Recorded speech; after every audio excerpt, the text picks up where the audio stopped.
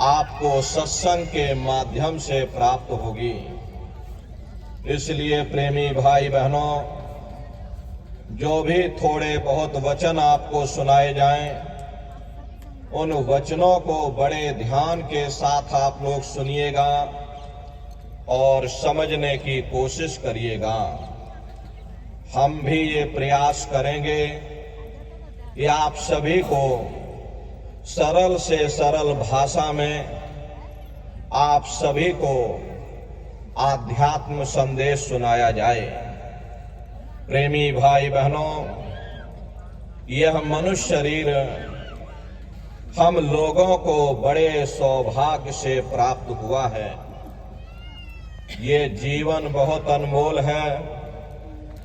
उस परम पिता परमात्मा ने हमको यह जीवन केवल इसीलिए दिया ताकि हम जीते जी उस प्रभु की भक्ति करके अपनी जीवात्मा का कल्याण करा सकें। ये 5 तत्वों का पुतला, ये पंच भौतिक शरीर हम लोगों को एक निश्चित समय के लिए मिला हुआ। एक निश्चित समय को हम आप नहीं जानते हैं, किंतु जिसका ये मकान है, जिसका ये शरीर है, वो अवश्य ही जानता है। और समय पूरा हो जाने पर मकान मालिक जबरदस्ती इस मकान को खाली करवा देगा। उस समय न जमीन जायदाद काम आएगी, ना ये धन और संपत्ति काम आएगी। जीवात्मा को निकाल करके इस शरीर से बाहर कर दिया जाएगा।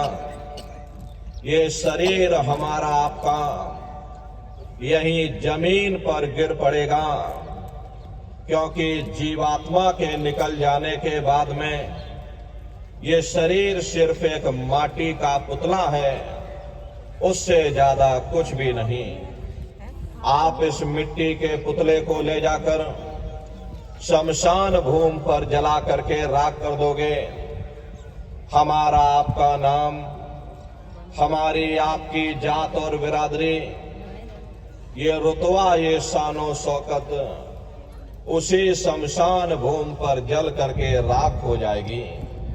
प्रेमी भाई बहनों, इस दुनिया में हित मित भाई बंधु, रिश्ते नातेदार, कुटुंब परिवार वाले, इनमें से कोई भी चीज तुम्हारी इस जीवात्मा को इस अधोगति से बचा नहीं सकता।